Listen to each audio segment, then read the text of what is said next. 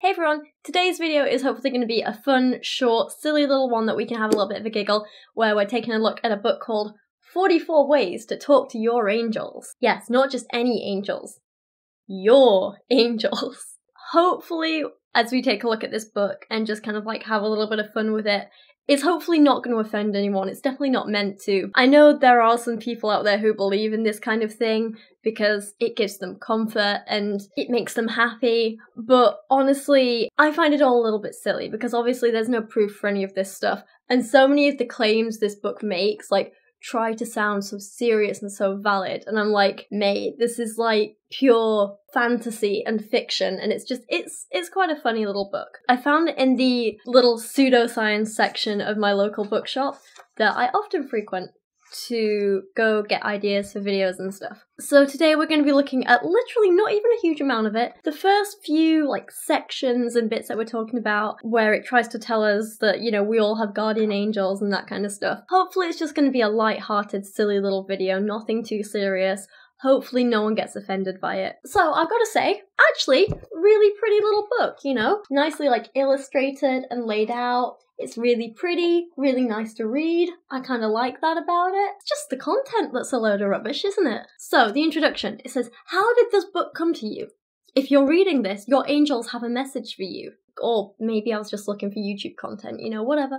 Maybe you have sensed their guidance in unexpected ways. Repeating numbers, unusual dreams, a tingling on your skin, a little feather in an unexpected place. What we're going to see is that a lot of this book relies on the very human way of searching for patterns when there aren't any. It's something that we do not always consciously, but it's a very common thing, like searching for patterns even when there aren't necessarily patterns there.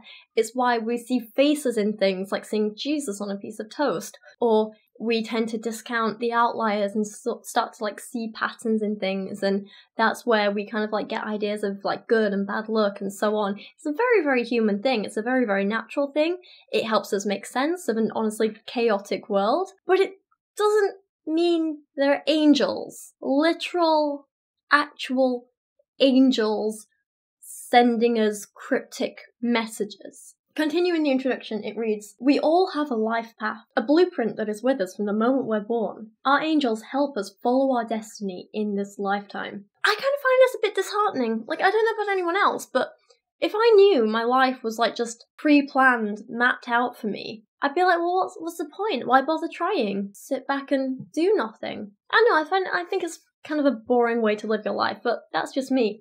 I understand why it gives some people comfort and why they would want to believe that. It's just not for me, you know? Apparently your relationship with your angels helps you see your true self. Not the ego self, but who you are as a spiritual, loving being at the level of your soul. So there's a lot of this like really kind of like deep talk that like makes it sound so much like deeper and more important than it actually is, when really it's a bunch of vague nonsense. Angels will always help you. You can call upon your angels for little things and for help with bigger challenges. From finding a parking space, that comes up a lot, to seeing a way forward in your work. Angels love you unconditionally and do not judge you. If you ask and trust, they will come. Like, I get it, it's a nice thought. This is the kind of stuff that everyone wants in their life.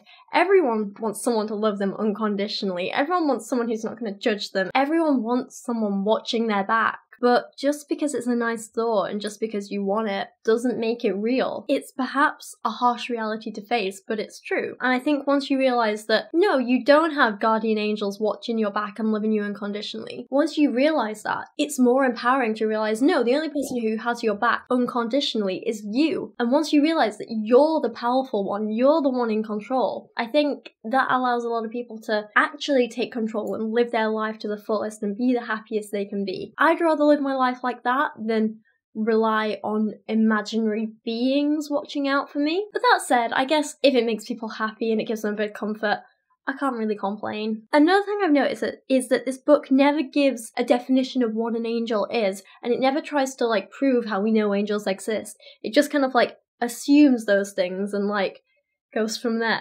Apparently talking with angels means communicating with your celestial helpers through all your senses. You don't need to see angels, you can be aware of them through your senses. So of course, you don't need any like solid, legitimate, objective proof that angels exist. You just sense them. There's some totally legit science behind this book and how it was written. I mean, just listen to this. This book shows you how to heighten your senses through self-awareness so that you raise your vibration and your consciousness. When our vibration is high, we are closer to the angelic vibration and can communicate with our angels through colour, scent, sound, touch, taste, and intuition. That is some solid, legit science right there. You know, because they said the word vibration.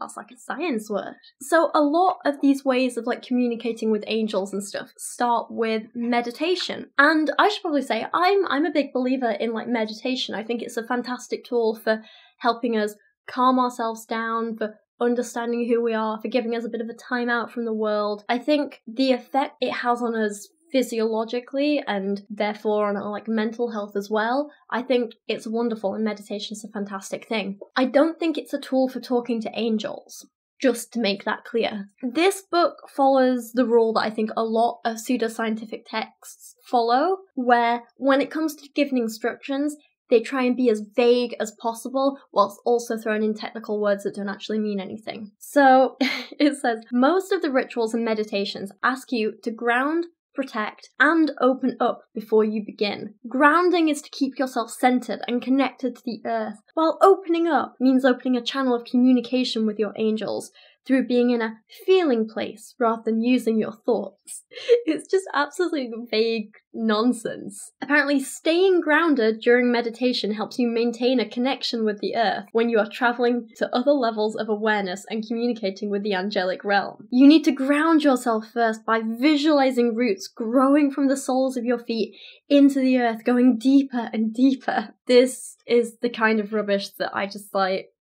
This is the kind of stuff that can annoy me, because Dan's mum has told me in the past I need to be more grounded with the earth. And once I'm grounded with the earth, I should just stop taking my prescription medications, because being grounded with the earth is going to cure me of everything. Feeling like you want to be one with the earth so you can communicate with angels is one thing. When you take it that next step and say, you don't need your prescription medication because you just need to connect with the earth, is a whole different thing. So this stuff I don't mind and I can giggle at, but it's the people who take it a step further that I find dangerous, you know? And of course, to continue the book, after grounding, you need to protect yourself from negative or distracting energies from other people. Imagine you're in a protected bubble. Now imagine sealing your bubble so nothing can enter. There you go, you're protected. Now you're ready to open up, to open your awareness so you can attune to the angelic vibration, breathe slowly and deeply, and become aware of the energies around you. This is just so scientific. This is getting a little too complex for me, to be honest. Vibrations, energies, it's some deep, meaningful stuff here. Some hard science, I'm telling you. Visualize energy coming up from your roots, then through your feet. Move the energy up into your heart, your throat, your third eye. See the energy flowing from the crown of your head, up to the angelic realms, and your angels. Of course, it talks a lot about chakras, as many of these kinds of books do. Apparently, since around 15,000 BCE, chakras have been identified as spinning vortexes of energy located in the human energy field. Now, I think the author of this book has a different definition of identified to me. Apparently, when you've finished your meditation, you must close down every time by closing your chakras. Ah yes, you close by closing, obviously. Nice and technical here, very to the point. They give lots of details. To close down, you need to close down. So to close something, you close something. If you want to close, then you close it.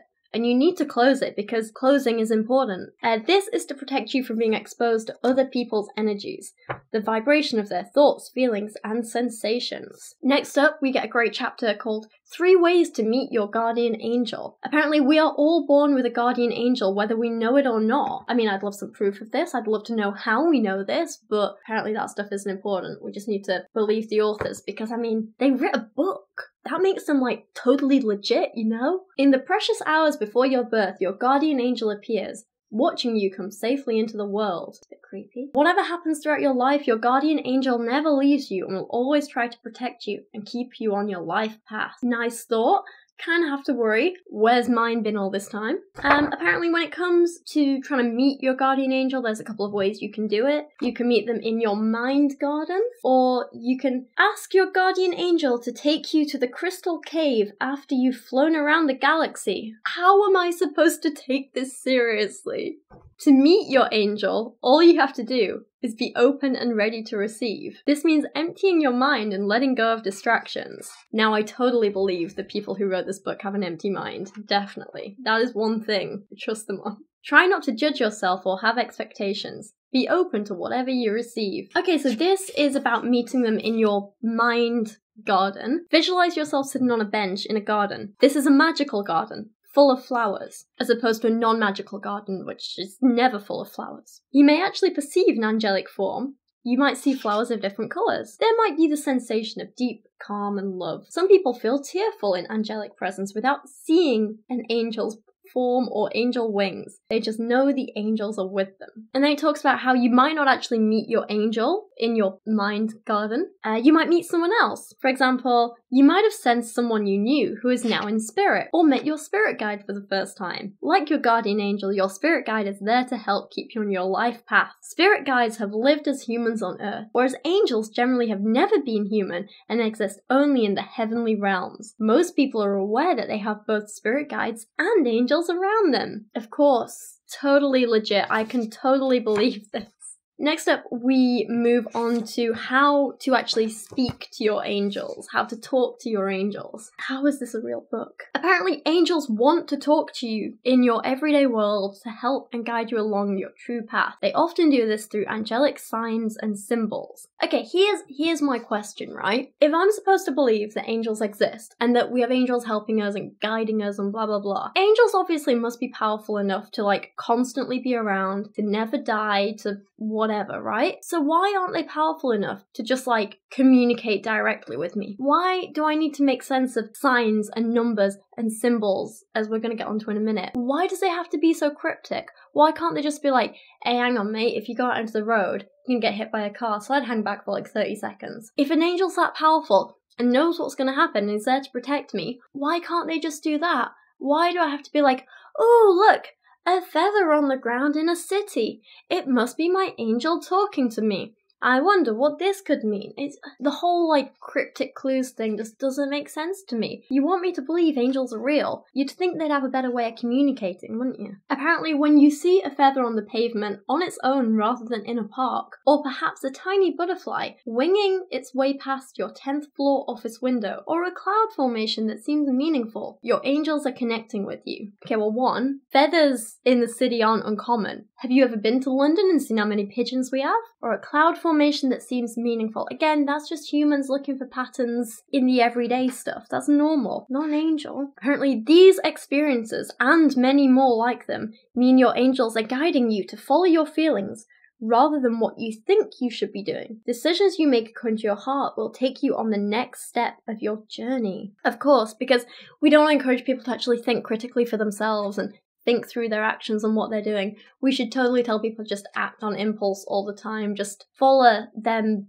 cryptic signs and feathers. It's a sensible way to live your life. Winged creatures are often a sign of spirit and your angels drawing closer to you. Not every butterfly or bird is an angelic sign, because that would be silly, right? Only the ones you really notice. Your noticing means that you are attuning to angelic energies, and once you notice one angel sign, it feels easy and natural to notice more. However, if you think too much about seeing angels and consciously look for signs, you may temporarily lose your link with your angels because your thoughts are overtaking your feelings and senses. You don't need to take responsibility. Your angels will get their message through. Again, can't help but feel like that's a terrible message, but whatever. Apparently some signs of angels include noticing the word angel in book titles and other media. I think the angels are trying to talk to me right now. Seeing feathers where you wouldn't expect them. Finding pennies in the street. A high-pitched buzzing in your ears before you go to bed or when you wake up in the morning. Yeah, or maybe you've just damaged your ears a little bit, whatever. Apparently, angels are close when you notice numbers. So a big way that angels communicate with us so cryptically is through like numbers everywhere, right? It's like if you see a number, it's an angel communicating with you or something. Did you wake up one night and look at your phone or the clock and see 11, 22, 33 or 44? Are you seeing these numbers in other places too? If so, your angels are talking to you. Numbers are the codes of the angels. Again, this is like a pattern thing. It's a thing that humans do, and we notice the patterns and stuff. A person will probably look at their phone over and over and over throughout the day and will notice the time, well, we'll look at the time several times, but we only really notice it when it's something meaningful, when it stands out. We only really remember it when it's a little bit different or it follows a pattern. So yeah, those like 11-11 moments, those 12-12 moments, whatever, the ones that stand out to us are the ones we'll notice and remember because it's what humans do. We look for patterns and we just discount all the other times and ignore them and forget about them. That doesn't mean they weren't there, and it doesn't mean that the times we notice patterns, it's some angel connecting with us. And then again, it throws some stupid pseudoscience out, like, in numerology, all numbers have a vibration and a meaning. A proliferation of 3s and 33 means you're being told that soon there will be action and decisions. That's so vague. Particularly relating to conception and creative projects. Again, so vague. 44 is the number of the angels. When you see this number, the angels are showing you that you are strongly connected with them. Apparently, when you start noticing certain numbers around the place, the angels have given you the special code and now have your attention. And then it talks about like reading like tea leaves and like scrying in a teacup or bowl and stuff like that. It's so weird. Apparently not everyone will see angels visually, there'll be other things. So your angels may talk to you via your dominant sense first because it's easiest for you at the beginning of the relationship. So for you, seeing an angel may mean hearing a whisper, sensing your angel's colours, or seeing angel signs. And then it talks about a medium who apparently talks to her angels while she's doing like psychic readings. This is just so like dodgy and shift. I do have videos on cold and hot reading techniques that a lot of like psychics and mediums use to try and convince people that they're talking to angels and whatever. And so much of this is like reminiscent of what I spoke about in those videos. They're quite old videos now, but I think they're quite interesting, or at least they were interesting to make at the time, so. But this medium, Jackie Cox, says, "It feels as if they, the angels and guides, are putting words in the front of my forehead, then saying the words to me. I hear the words. I rarely get pictures showing me what's happened in a client's life. I just don't see that. Convenient, isn't it? Because I hear words, sometimes I go back to my angels and guides to check that I've heard the words correctly." So now she's like covering her back when she gets things wrong. "I ask 3 times, have I got this right? They always let me know if I'm correct by giving me confirmation. Usually goosebumps on my thighs." Oh, it's so dodgy. And then there's a lot of stuff in this section called How to Ask an Angel for Help in Any Situation. Apparently one of the secrets of manifesting with angels is saying thank you in advance of the wish being granted, trusting they will intervene to help you. So this next little bit here is all about like having faith in the angels and how you just need to believe that they're gonna like work and help for you no matter what actually happens. If you don't get the outcome you want, then it's the angel's will. If it feels like the angel isn't helping you, it's because that was the angel's will and that it is going to help you in the long run, and you have to trust that and have faith in that. It's very typical of like so many religions, not just people who believe in angels, because, you know, it's covering their back when things go wrong. It's trying to stop you like disproving them in any way. You know, you can't say like, oh, well, angels, if you're real, give me a sign right now, because the argument they'll turn around and make is like, oh, well, if you ask for that, then the angels aren't going to do it because you're not having faith. You need to have faith in them, and like, before they'll show themselves. And that's just not good enough for me. It's a cop-out, you know? Apparently, thanking your angels in advance of their assistance shows that you have complete faith that they can deliver what you're asking for. Your faith takes away any feelings of desperation or neediness that can get in the way of receiving. When you are needy, your vibration is lower than when you are feeling confident, calm, and believing. And apparently, when you're needy, the angels won't answer you. So, before this video gets too long, I'm gonna end this here. There's so much more we can talk about in this book. We've literally covered like these first like 20 pages or so, and there's all of this to go, filled with absolutely ridiculous advice. So there's a little chapter called Asking the Parking Angel for a Parking Space.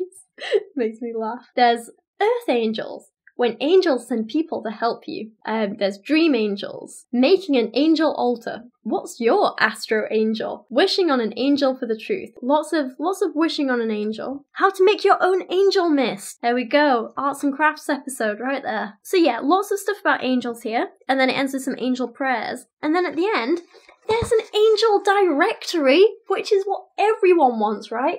Basically, it's a list of angels and what they can do for you. Cathatal? I hope I'm pronouncing that right. Apparently, angel of gardens and nature. So if you've got some weeds growing in your garden, you need to speak to this guy. See? A useful directory here. Thankfully, I paid no more than about £3 for this book, but basically, it makes me sad that some people believe in this stuff, and that some people put so much, emphasis on this, and that books like this can even be written and sold, because it does feel like the authors are just scamming people, and that is what makes me sad. That said, I don't think overall it's too harmful. Mostly, this video and everything was just meant to be a little bit of fun, so I don't know. Let me know what you think. Let me know your thoughts down in the comments. If you're new here, please subscribe. I'd really like that. If you want to go follow me on Instagram, go do that. I post pictures of dogs and stuff all the time. Not just dogs, mostly my dog, Kyra. I like dogs. My name's @Rachel Oates, but with a 0 instead of an O because I'm annoying. It would be great if you join me over there. Thank you for watching today. Thank you for dealing with me when I was ill last week. Thank you for everything. I'll see you guys again soon. Thank you so much for watching today. I really appreciate you guys so much. And a huge thank you goes out to everyone supporting me on Patreon this month, including Gambit and his chauffeur, Deshauwn, Data Jack, Rachel B. Royer, Heidi Mattila, Jadeon Sheppard, Corthee, Jaylee Moore, Sir Michael Moore, Christian Opitz, Sage Villarreal, Greg Ladd, and Loren Hart. And to everyone else supporting me on Patreon, you guys are amazing. I love you so much. Don't forget, if you want to see more stuff from me, go follow me over on Instagram @RachelOates with a 0, not an O, because I'm annoying. I've also got a merch store if you want to check that out. I'm going to be doing some really cool stuff with it this year, but no pressure. Whatever. I'll see you guys again soon.